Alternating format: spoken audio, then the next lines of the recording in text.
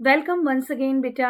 आपकी लीना मैम आपके लिए नया टॉपिक लेकर आई है, that is the part of our cell biology, जिसमें हम आज स्टडी करने वाले हैं cell cycle and cell division के बारे में। कुछ बच्चों की रिक्वायरमेंट आई थी कि मैम इस टॉपिक के ऊपर आप लेक्चर बनाइए प्लीज़, हमें थोड़ा सा इसके ऊपर भी क्लैरिटी चाहिए। इसलिए 11th का आपका टॉपिक है सेल डिवीजन, सेल साइकिल, जिसको हम आज डिटेल में बहुत अच्छे से डिस्कस करेंगे। इसलिए वीडियो को पूरा लास्ट तक आप देखेंगे। चलिए बेटा स्टार्ट करते हैं। सेल डिवीजन, ठीक है। सबसे पहले सेल साइकिल पे भी हम आएंगे, but first of all we will discuss what is cell division and what is its requirement. आप देख सकते हो बेटा, अगर हम अपनी लाइफ की ही बात करें तो जो लाइफ ऑरिजिनेट हुई है कहीं ना कहीं, आपको पता है उसकी बेसिक यूनिट क्या है, सेल। और आज की डेट में अगर हम एडवांस इवोल्यूशन की बात करें तो यूनिसेलुलर ऑर्गेनिज्म से now the organisms are multicellular in nature, means they are made up of many cells. तो जब एक सेल से बहुत सारी सेल्स फॉर्म होती हैं तो ऑब्वियसली क्या होता है, आपका सेल डिवीजन होता है। तो देखिए, आप देखिए बहुत बेसिक हमने देखा है कि अगर हम क्या करते हैं, यहां पे हमने क्या लिया है, there is an egg cell and what is it, this is sperm, everybody knows about it. तो जब आपको पता है there is fusion of gametes, egg and sperms are the gametes, fusion of gametes is called fertilization which result in the formation of zygote. इनके fusion से क्या form हुआ, zygote, and zygote is a single ball which is unicellular in nature. But उसी zygote से कि पूरा का पूरा क्या फॉर्म हो जाता है, आपका कंप्लीट ऑर्गेनिज्म। तो डेफिनेटली यहाँ पे भी क्या हो रही है, क्लीवेज हम इसको बोलते हैं। It is also a kind of division जिसमें ग्रोथ का कोई रोल नहीं है, मतलब एक से दो सेल, दो से चार, इस तरीके से मल्टी सेलुलर स्ट्रक्चर बनता है जो बाद में जाकर के ग्रो करता है। तो सबसे पहले यहाँ पे क्लीवेज होती है जिससे आपका मोरुला, ब्लास्टुला, ब्लास्टोसिस्ट, देन आपका एम्ब्रियो, फीटस और बेबी फॉर्म होता है, ठीक है। तो इससे हमने ये देखा कि सेल डिवीजन जो है इंपॉर्टेंट प्रोसेस है एक लाइफ को ऑरिजिनेट करने के लिए, ठीक है। आगे चलते हैं बेटा। वाई अ सेल डिवाइड, कोई भी सेल डिवाइड क्यों करती है, हमने बेसिकली बताया ही आपको आज की डेट में, the organisms, the advance organisms are multicellular in nature. तो हमें बॉडी में किस किस तरह की रिक्वायरमेंट है जिसके लिए सेल को डिवाइड करना पड़ता है।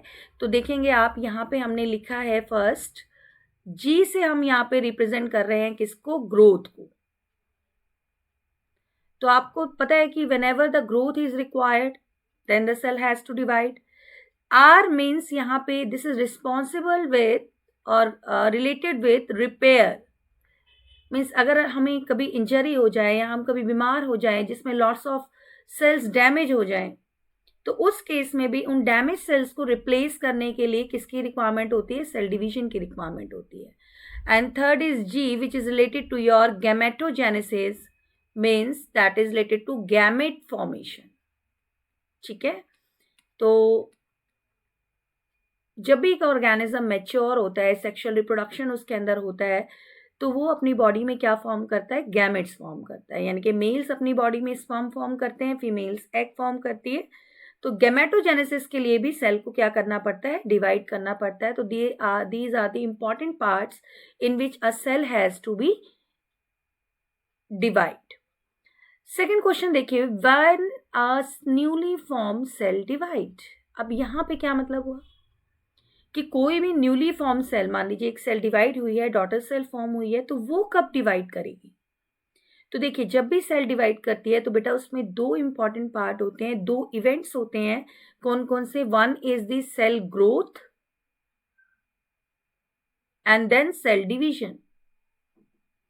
मीन्स व्हाट, ग्रोथ का मतलब क्या है, आप एक नॉर्मल, अगर मैं एक जनरल एग्जांपल हम डिस्कस करेंगे, जैसे ये यहाँ पे देख सकते हैं आप, हमने एक एग्जांपल लिया है अमीबा का बेटा, ठीक है। आपको पता है कि this is an amoeba, amoeba is a unicellular organism and cell division is the mode of reproduction in case of amoeba. ये डिवाइड करके ही रिप्रोड्यूस करता है। तो अमीबा में आपको पता है दिस इज सूडोपोडियस, ठीक है, pseudopodia means false feet, this is a cell membrane, this is nucleus. तो आप देख सकते हो बेटा यहाँ पे अमीबा क्या कर रहा है, जब डिवाइड कर रहा है तो पहले क्या हो रहा है, न्यूक्लियर डिवीजन, जो इसका न्यूक्लियस है वो डिवाइड कर रहा है, ठीक है, ये न्यूक्लियर डिवीजन हो रहा है यहाँ पे। एंड देन क्या हो रहा है, ये जो आप देख रहे हो कंस्ट्रक्शन बन रही है that is related to your cytoplasmic division. तो आपको पता है किसी भी सेल के अंदर दो ही चीजें होती हैं, मतलब लाइक एक तो साइटोप्लाज्म और एक उसका न्यूक्लियस। मेजरली अगर हम देखेंगे तो जब भी एक सेल दो पार्ट्स में डिवाइड करेगी तो there is division of nucleus and then division of cytoplasm takes place. और देखिए यहाँ पे क्या बना, it result into the formation of two daughter sales.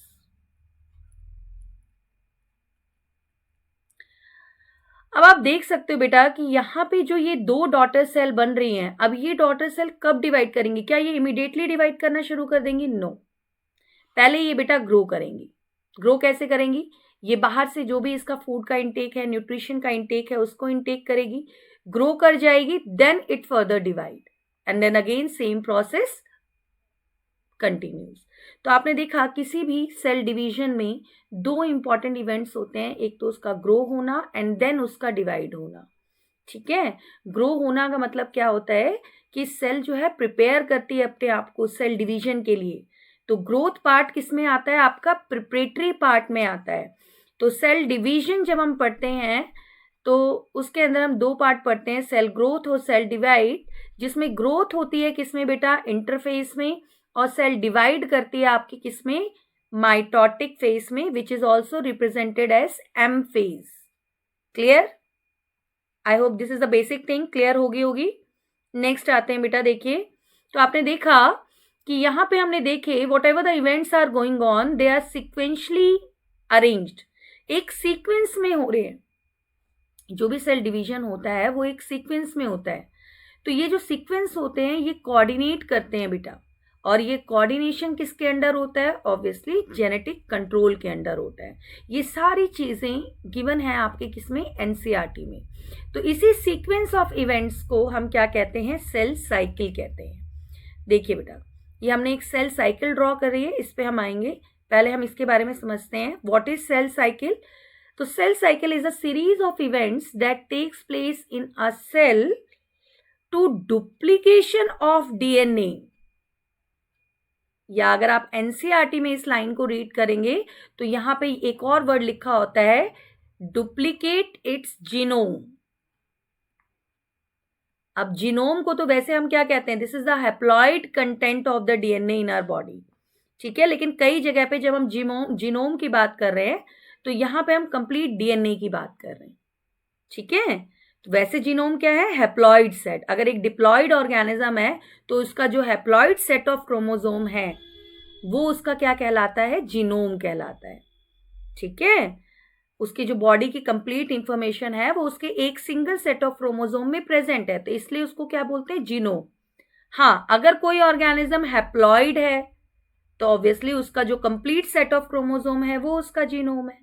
तो यहाँ पे इस डेफिनेशन में जो आपके एनसीईआरटी में गिवन है उसमें लिखा है कि एक सीक्वेंस ऑफ इवेंट जिसमें सेल क्या करती है, अपने जीनोम को डुप्लीकेट करती है, यानी कि डीएनए को रेप्लिकेट करती है, and division of cytoplasm and organelles which further lead to the formation of two daughter cell, जिसकी वजह से एक सेल दो सेल में डिवाइड हो जाती है। तो इनके न्यूक्लियस का डिवीजन होगा और ऑब्वियसली साइटोप्लाज्म का डिवीजन होगा, ठीक है। तो डिवीजन होने के लिए पहले क्या करना पड़ेगा, कॉपी बनानी पड़ेगी, उसी कॉपी को हम क्या कह देते हैं, DNA replication. So these events result in duplication of the cell along with DNA. इसकी वजह से सेल जो होगी वो क्या हो जाएगी, डुप्लीकेट हो जाएगी उसके डीएनए के साथ। चलिए वन बाय वन डिस्कस करते हैं। अब आ जाते हैं, सेल साइकिल बेटा कंसिस्ट ऑफ टू फेजेस। कौन कौन से, वन इज आवर इंटरफेस, जैसा कि मैंने आपको बताया that is the preparatory phase. इस फेज में सेल अपने आप को प्रिपेयर करेगी क्या करने के लिए, डिवाइड करने के लिए। डिवीजन इसमें नहीं होगी, ठीक है, जिसको हम क्या कहेंगे, इंटरफेज। तो इंटरफेज को हम प्रिपरेटरी फेज भी कहते हैं। We can also called it resting phase in comparison to M phase. क्या मतलब हुआ अब इसका? ऑब्वियस सी बात है बेटा, ध्यान से समझना। सेल जब अपने आप को प्रिपेयर कर रही है तो क्या कर रही है, ग्रो ही तो कर रही है, उसमें ग्रोथ हो रही है। अब ग्रोथ होने का मतलब है कि whatever the contents which are present inside the cell, they are going to duplicate its, वो उसकी कॉपीज बना रहे हैं, उसको डबल कर रहे हैं, ठीक है। तो ऑर्गेनिल्स का अमाउंट डबल होगा, साइटोप्लाज्म का कंटेंट डबल होगा, ठीक है। और किसी भी चीज की फॉर्मेशन के लिए ऑब्वियसली क्या चीज रिक्वायर्ड होती है, एंजाइम्स रिक्वायर्ड होते हैं, है ना। कोई भी रिएक्शन होती है तो इसका मतलब क्या है कि जो हमारा इंटरफेस है it is very metabolically active phase. इसमें सबसे ज्यादा मेटाबॉलिज्म होता है, सबसे ज्यादा रिएक्शंस हो रही हैं ग्रोथ होने के लिए, तो सबसे ज्यादा कहीं ना कहीं ये एक्टिव फेज है। But still some scientist called it as a resting phase. क्यों कह रहे हैं वो इसको रेस्टिंग फेज? इसलिए कह रहे हैं बेटा in comparison to M phase. देखिए हमने यहां लिखा है ना, this is in comparison to M phase. What does it mean? It means कि जो हमारा फाइनली डिवाइडिंग जो फेज होता है, माइटोसिस, जो माइटोटिकली जिसमें सेल डिवाइड करती है, वो काफी वेरिएबल फेज है इन कंपैरिजन टू इंटरफेज, ठीक है। तो उसके कंपैरिजन में हम इसको क्या कह देते हैं, रेस्टिंग फेज कहते हैं। But otherwise it is metabolically active phase, ठीक है। And in a complete cell cycle 95% part consist of interphase. पूरी की पूरी सेल साइकिल में 95% पार्ट आपका किसका बना हुआ है, इंटरफेज का बना हुआ है, ठीक है। ओनली 5% पार्ट जो है वो माइटोटिक फेज का है। जैसे कि देखिए हमने यहाँ पे आपके एनसीईआरटी में एग्जांपल गिवन है कि एक ह्यूमन सेल को अगर हम कल्चर करें तो it takes 24 hours to divide, जिसमें से आपका इंटरफेज कितना है 23 आवर्स का, और जबकि एम फेज में only it take around 1 hour. It means देखिए 95% part, maximum part of the cell division takes place in the interphase, ठीक है। तो this is the example which is given. इसी तरीके से यीस्ट सेल का एग्जाम्पल दे रखा है जो 90 मिनट्स में डिवाइड करती है, ठीक है। चलिए आगे हम इंटरफेस को डिवाइड करते हैं further G1 phase, S phase और G2 फेज में। जैसे कि हमने यहाँ पे अभी हमने ये डायग्राम देखा था, देख सकते हो बेटा, this is a diagram of a cell cycle, ठीक है। ये क्या है, हमारी सेल साइकिल है, जिसमें ये जो है this is our M phase, जिसको हम क्या बोलते हैं, माइटोटिक फेज,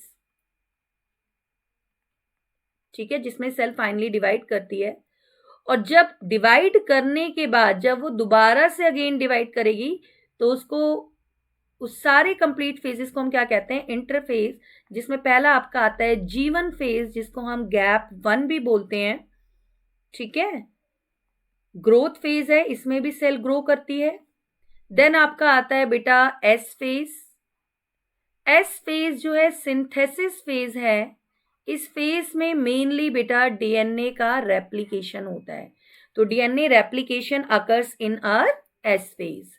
और लास्ट में हमारा इस आता है आपका G2 phase which is also known as gap 2 phase. इसमें भी फर्दर जो है प्रिपरेशन होती है किसके लिए, सेल डिवीजन के लिए, यानी कि ग्रोथ होती है बेसिकली। चलिए एग्जैक्टली क्या क्या होता है हम 1 बाय 1 डिस्कस करेंगे। चलिए देखिए नोट करके मैंने कुछ पॉइंट्स बता रखे हैं यहाँ पे जो आपके एनसीईआरटी में गिवन है कि डीएनए का रेप्लिकेशन, सेल की ग्रोथ और सेल डिवीजन, ये सारे प्रोसेस एक कोऑर्डिनेटेड वे में काम करते हैं and they are under genetic control. ये किसके अंडर होते हैं, जेनेटिक कंट्रोल के। सेकेंड पॉइंट देखिए, cell growth is a continuous process. तो सेल की जो ग्रोथ है वो क्या है, एक कंटिन्यूअस प्रोसेस है। थर्ड क्या कह रहा है, cell cycle properly takes place in eukaryotic cell, यानी कि ऐसा नहीं है कि प्रोकैरियोटिक सेल में सेल साइकिल नहीं होती या जेनेटिक कंट्रोल के अंदर नहीं है। लेकिन अगर हम फेजेस की बात करते हैं, जब डिफरेंट हम G1 phase, S phase, G2 phase, ये सारे हमें किस में देखने को मिलते हैं, यूकैरियोट्स में देखने को मिलते हैं। तो कुछ क्वेश्चंस आते हैं इसमें, ऐसे पूछ लिया जाए मान लीजिए कि cell cycle out of the following किस में होगी, तो आपको ये देखना पड़ेगा कौन से प्रोकैरियोट्स हैं, कौन से यूकैरियोट्स हैं, then you are going to find the answer accordingly. ठीक है बच्चा, चलिए आगे बढ़ते हैं। आ जाते हैं हम जीवन फेज में, जिसको हम गैप 1 फेज भी बोलते हैं।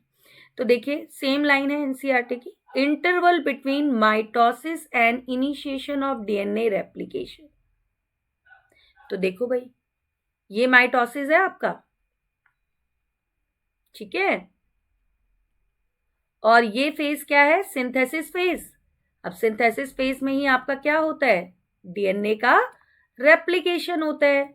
ये जो बात बार बार मैं आपको बोल रही हूं बेटा, just feed it in your mind, very very important part. तो इन दोनों के बीच का जो इंटरवल है, मतलब जो टाइम पीरियड है, उसी के अंदर क्या होता है आपका ग्रोथ फेज, मतलब गैप 1 फेज। ठीक है, आई होप इट्स क्लियर। तो इसको ग्रोथ फेज भी बोलते हैं। इसमें सेल मेटाबॉलिकली एक्टिव होती है, साइटोप्लाज्मिक कंटेंट जो है वो इंक्रीज होता है, और जो ऑर्गेनेल्स होते हैं साइटोप्लाज्म में, लाइक आपके एंडोप्लाज्मिक रेटिकुलम हो गया, गोल्जी बॉडी हो गई, ठीक है, और भी कई सारे ऑर्गेनेल्स जो प्रेजेंट है, they are going to be double in number. तो वो क्या होते हैं, they are also going to be double in number. ठीक है, और इसमें भी बहुत सारे एंजाइम्स फॉर्म होते हैं। तो this is also metabolically active phase. अच्छा, एक बहुत इंपॉर्टेंट बात, अब क्योंकि ये ग्रोथ फेज है बेटा, इसमें क्वेश्चन आता है कि जो ग्रोथ फेज है वो बहुत ज्यादा क्या है, वेरिएबल इन पीरियड्स। मतलब वेरिएबल इन पीरियड का मतलब क्या है कि अगर मैं इसका टोटल टाइम पीरियड देखूं तो वो टाइम पीरियड वेरी करता है। जैसे मैं कहूं कि 8 to 12 आवर्स का टाइम पीरियड है, तो किसी सेल में इट विल टेक 8 आवर्स, किसी सेल में इट विल टेक 9 आवर्स, किसी सेल में मान लीजिए 9.5 आवर्स ले रहा है। तो ये जो टाइम वेरिएशन है, या जो ये वेरिएबिलिटी है इसके टाइम में, ये किस वजह से होती है? तो इसका सिंपल सा आंसर है, क्योंकि ये एक ग्रोथ फेज है, और ग्रोथ के लिए क्या जरूरत होती है, हमें न्यूट्रिशन की रिक्वायरमेंट होती है। देखिए मैंने स्टार मार्क करके लिखा हुआ है। तो न्यूट्रिशन, एक्सटर्नल फूड जो है वो इनटेक करना पड़ता है, तो फूड की अवेलेबिलिटी पे डिपेंड करता है कि ये कितने टाइम पीरियड में कंप्लीट करेगा, इसलिए ये वेरी करता है बेटा। ठीक है, तो जीवन is more variable in time. And second important point about जीवन is that the DNA repair also occur in जीवन phase। यानी कि आप ये मान लीजिए कि अगर कोई भी डीएनए में क्या होता है, लाइक डैमेज हो जाता है, और वो सेल फर्दर डिवीजन में एंटर करने की बजाय पहले अपने आप को क्या करती है, रिपेयर करती है।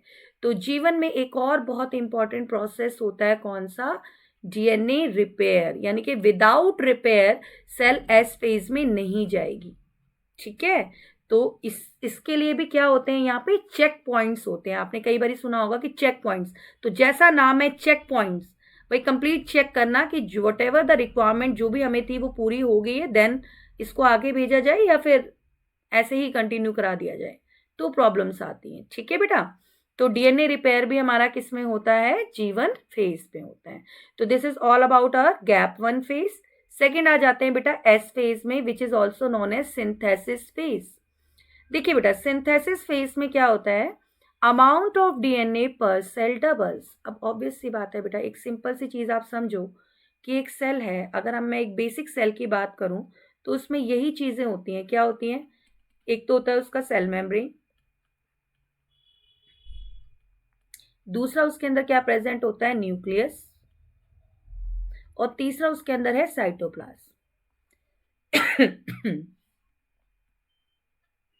तो ऑब्वियसली अब मुझे इस एक सेल से 2 सेल बनानी है,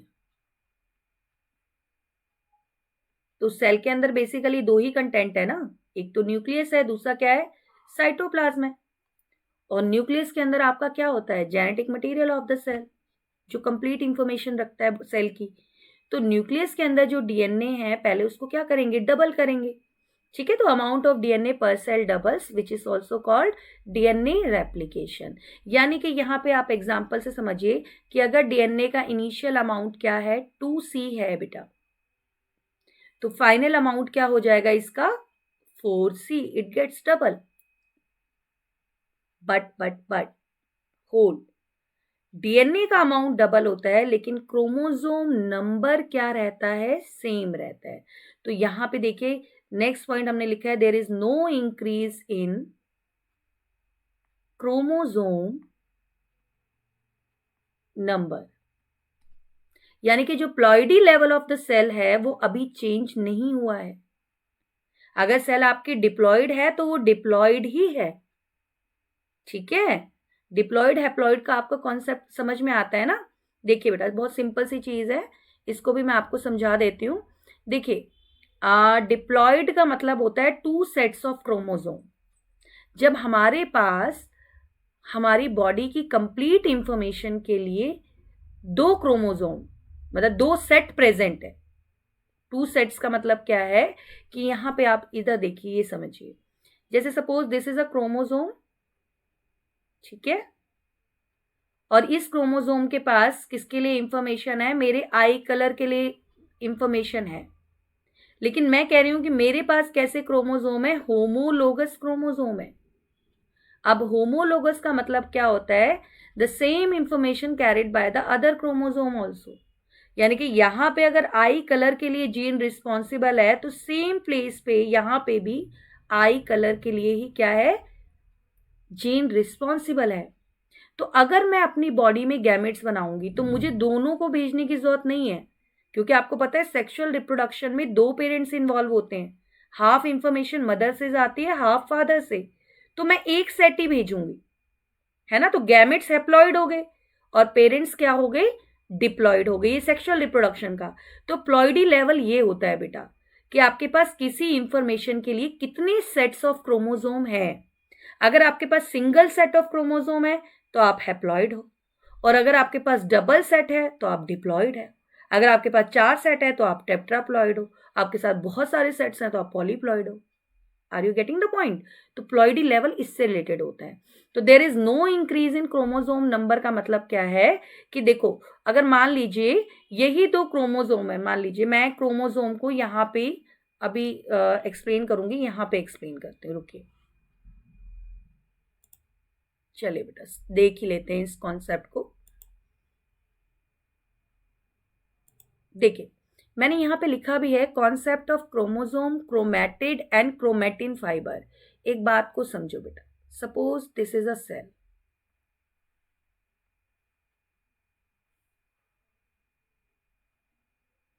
ये हमारी क्या हो गई, एक सेल हो गई, ठीक।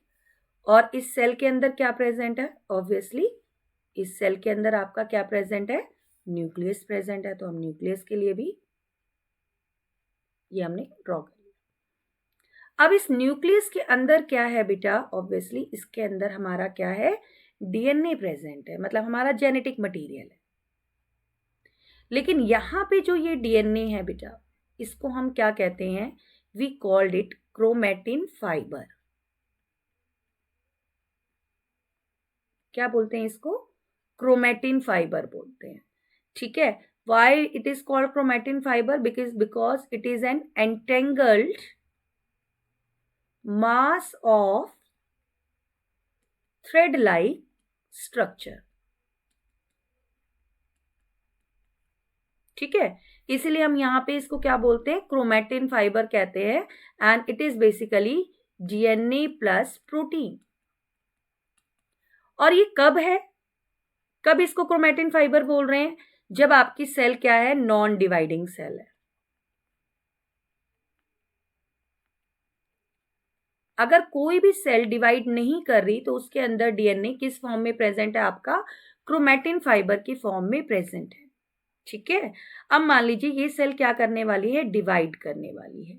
तो डिवाइड जब ये करेगी तो डिवाइड से पहले ये अपने अमाउंट ऑफ डीएनए को डबल करेगी, और डबल करने के बाद उसको किस फॉर्म में कन्वर्ट करती है, कंडेंस फॉर्म में, यानी कि क्रोमोसोम। इतना तो आपको पता ही होगा बेटा कि जब भी एक सेल डिवाइड करती है तो उसका जो क्रोमैटिन फाइबर है वो थिक शॉर्ट फॉर्म में, कंडेंस फॉर्म में हो जाता है, जिसको हम कहते हैं क्रोमोसोम, ठीक है।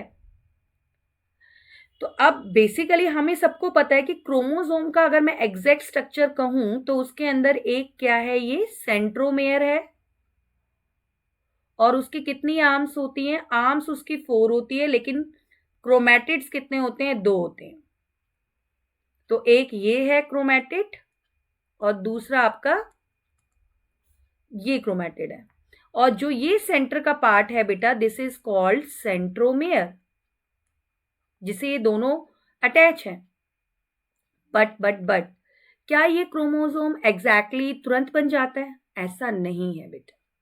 देखो बेटा, अगर मान लीजिए ये है आपका क्रोमैटिन फाइबर या डीएनए का ये फॉर्म है आपकी, और मैंने कहा ये डीएनए क्या हो रहा है? डबल हो रहा है। डबल हो रहा है तो इसका जो डीएनए है वो क्या हो गया? मान लीजिए डबल। लेकिन ये डबल होने के साथ एकदम से सेपरेट अभी नहीं हुआ है। इसीलिए हमने क्या कहा कि डीएनए तो क्या है?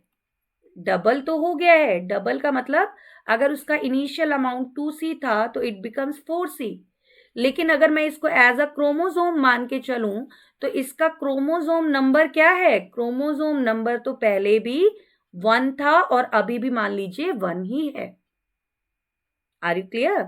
इज इट क्लियर बेटा? देखिए, सिंपल सा कॉन्सेप्ट है कि क्रोमोसोम को ना लोग ऐसे भी ड्रॉ करते हैं, लेकिन जब शुरू में क्रोमोसोम कंडेंस होता है तो उसमें सिर्फ हमें ऐसे ये सिंगल थ्रेड नजर आती है। तो मान लीजिए अगर यहाँ पे क्रोमोसोम 2 प्रेजेंट है, 2 क्रोमोसोम आपके प्रेजेंट है, एक क्रोमोसोम मान लीजिए ये है और एक क्रोमोसोम आपका ये हो गया, ठीक है। अब ये भी क्रोमोसोम मान लीजिए 2 नंबर ऑफ क्रोमोसोम प्रेजेंट है और इसमें क्रोमोसोम ही किसका बना हुआ है? डीएनए का बना हुआ है, डीएनए प्लस प्रोटीन का। तो अब आपने क्या किया इसमें? हमने इसमें क्या किया? इसका अमाउंट डबल कर दिया। तो इसका अमाउंट जब डबल हुआ तो इसके साथ ये डीएनए और फॉर्म हुआ, लेकिन ये सेपरेट नहीं हुआ अभी, ठीक है। ये इसी के साथ अटैच है इस तरीके से, ये देख सकते। तो डीएनए तो डबल हो गया बट क्रोमोसोम नंबर क्या रहा बेटा? सेम रहा। क्रोमोसोम नंबर 2 रहा, लेकिन अमाउंट ऑफ डीएनए 2C से 4C हो गया। This is very important. NEET level पे या सीबीएसई लेवल पे क्वेश्चंस आते हैं न्यूमेरिकल बेस्ड। अगर आपको ये कॉन्सेप्ट क्लियर हो गया ना बेटा, तो आपको यहाँ पे बिल्कुल भी प्रॉब्लम नहीं होगी। तो अगर आपसे पूछा जाए जीवन में डीएनए का अमाउंट क्या है, तो जीवन में तो डीएनए डबल नहीं हुआ, तो जीवन में अमाउंट क्या रहा? उसका 2C रहा। फिर पूछा जाए एस फेज में क्या रहा, तो 2C से क्या हो गया? 4C हो गया।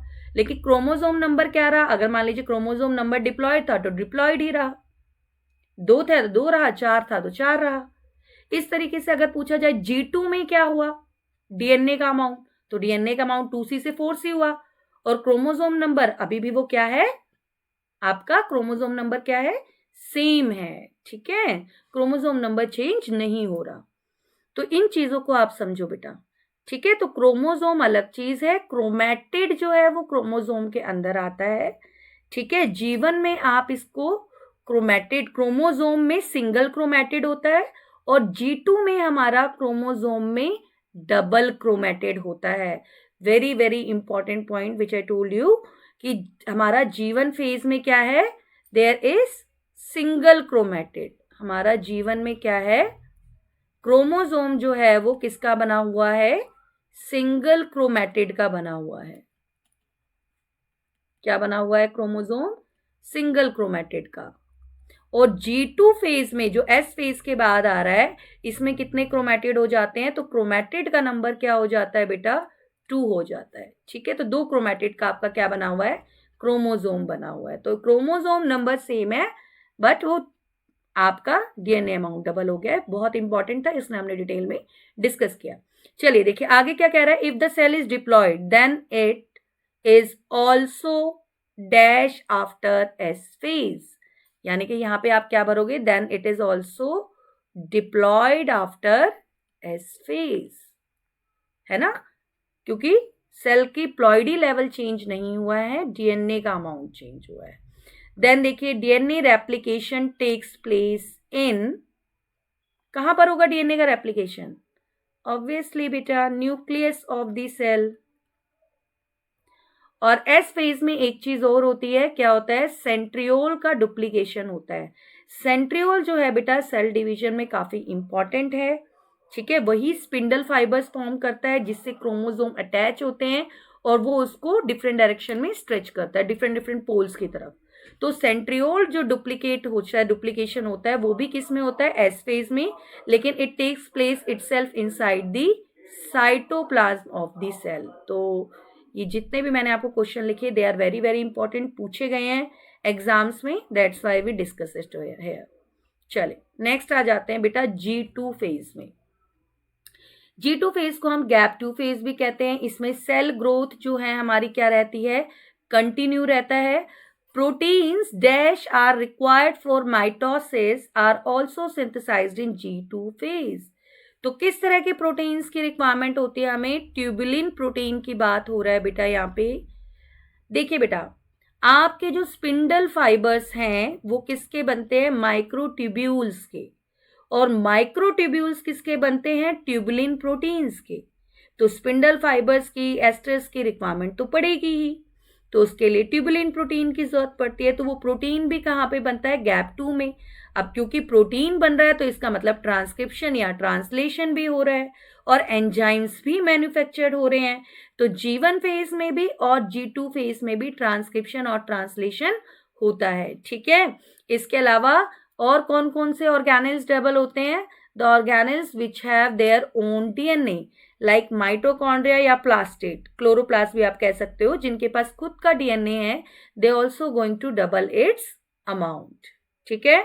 तो this all takes place in G2 phase. This is all about uh interphase of the cell cycle. चलिए एक क्वेश्चन करते हैं इसके ऊपर लास्ट में, ठीक है, और एक और G0 फेज के बारे में भी डिस्कस करेंगे। चलिए क्वेश्चन देखिए, a cell has 32 chromosome, it undergo mitotic division. मैं आपको बता दूं ये हमारा एनसीईआरटी का इंपॉर्टेंट क्वेश्चन है। कह रहा है एक सेल के पास कितने क्रोमोसोम है बेटा, 32 है, यानी कि सेल आपके डिप्लॉयड है ना, और वो क्या करती है, माइटोसिस करती है। तो कह रहे what will be the chromosome number during metaphase. आप बताइए इसमें क्या आएगा कि मेटाफेज में उसका क्रोमोसोम नंबर क्या होगा बेटा। तो मेटाफेज में तो अभी तक कोई भी सेपरेशन नहीं हुई है डीएनए की, है ना, और क्रोमोसोम नंबर हमने पहले भी कहा था क्या रहता है, सेम रहता है। तो ये क्या रहेगा, 32 ही रहेगा। क्वेश्चन की तरफ बढ़ते हैं हमारा, what would be the DNA content during anaphase.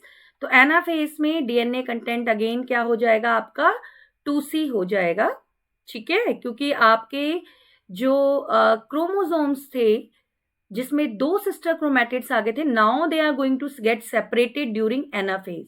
ये हम आगे करेंगे, then we will be more clear about it, ठीक है। नेक्स्ट आ जाते हैं बेटा, what will be the chromosome number in G1 phase. अब बताइए आप, यहाँ पे G1 फेज में what will be the chromosome number. तो आपको पता है क्रोमोसोम नंबर क्या रहता है, सेम रहता है, तो it again becomes 32 in number. Next आता है what will be the chromosome number of the gametes. तो आपको पता है gametes are haploid, if the parents are diploid, तो गैमेट्स में कितने आ जाएंगे आपके, 16 इन नंबर। अभी कह रहे हैं what will be the amount of DNA in G1 and G2 phase. तो G1 में अगर 2C है तो G2 कब आता है, आफ्टर S फेज, यानी कि अमाउंट क्या हो गया है, डबल हो गया है, इट बिकम्स 4C, ठीक है। तो इस तरीके से क्वेश्चंस आते हैं बेटा एग्जाम्स में आपके इस टॉपिक से। चलिए नेक्स्ट आ जाते हैं बेटा हमारा, इसमें एक और इंपॉर्टेंट वन है, दैट इज G0 फेज या क्विसेंट फेज। देखिए बेटा, बॉडी के अंदर ऐसा क्या होता है कि हर एक सेल डिवाइड नहीं करती। जैसे अगर मैं न्यूरॉन्स की बात करूं, नर्व सेल्स की बात करूं, तो एक बारी फॉर्म होने के बाद वो फर्दर डिवाइड नहीं करती। तो जो सेल्स फर्दर डिवाइड नहीं करती या for the time being division stop कर देती हैं और सिर्फ तभी डिवाइड करती हैं जब उसकी रिक्वायरमेंट हो या नीड हो, तो उस केस में सेल कौन से फेज में जाती है। तो मैं आपको बता दूं, उस केस में बेटा सेल G1 फेज से ही निकल करके सीधा किस में चली जाती है, G0 फेज में जाती है, ठीक है, जिसको हम क्विसेंट फेज भी बोलते हैं। This is an inactive stage. Cell जो है which do not divide further exit G1 phase and enter the G0 phase. They divide only occasionally as needed to replace cell that loss during injury. मान लीजिए body में कोई injury हो गई, sales damage हो गई, then in that case they have to divide. ठीक है, तो वो G0 से अगेन एंटर करेंगी। बट अगर वो फॉर द टाइमिंग रिक्वायरमेंट नहीं है तो वो फर्दर डिवाइड जो नहीं होना चाहती वो G0 में जाती है बेटा। Cell in this stage are metabolically active. तो ऐसा नहीं है कि जो सेल इस स्टेज में है वो इनएक्टिव हो गई हैं, they are also metabolically active, but वो फर्दर डिवीजन में पार्टिसिपेट नहीं कर रही। ठीक है, so but do not proliferate. Proliferate का मतलब होता है they do not going to increase in number. ठीक है, तो this is all about your G0 या हमारा क्विसेंट फेज। ठीक है, तो ये सारा हमने आज के लेक्चर में बेटा किसके बारे में पढ़ा? Interface of our cell cycle. बाकी का कंटेंट आपको मिलेगा नेक्स्ट लेक्चर में। बने रहिए वीडियोस में। मैम के चैनल को सब्सक्राइब करिए, लाइक करिए, अपने डाउट्स को कमेंट करिए। किस किस टॉपिक्स पे आप चाहते हैं कि आपको लेक्चर्स चाहिए, वीडियो चाहिए, आप बताइए। Definitely I will help you out. Thank you बेटा, have a nice day, bye bye.